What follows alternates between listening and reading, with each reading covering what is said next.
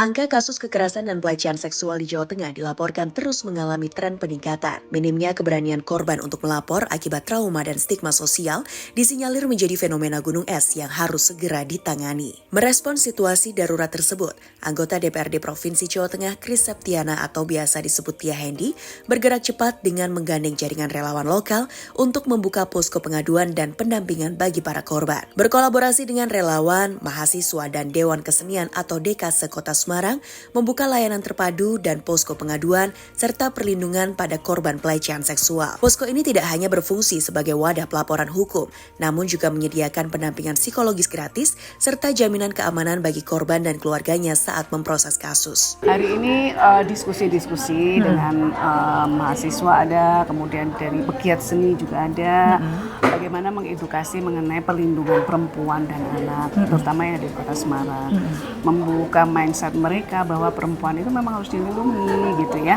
Perempuan punya hak, perempuan punya kodrat gitu ya, yang harus dipenuhi sehingga mereka akan menjadi perempuan yang bahagia.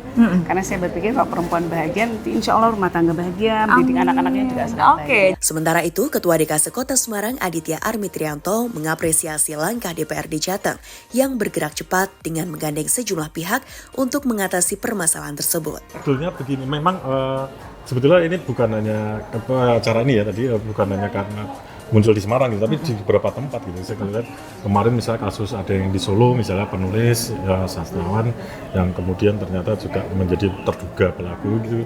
Nah makanya kami kenapa enggak sebelum ada sesuatu yang buruk di Semarang ini ya kita pencegahan itu kan gitu. Jadi kami supaya membuka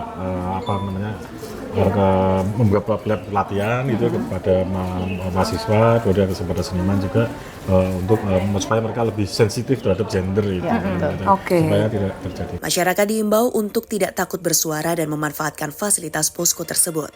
DPRD Jateng akan terus mengawal dan melakukan pengawasan hingga di tingkat daerah agar kasus tersebut tidak terulang kembali.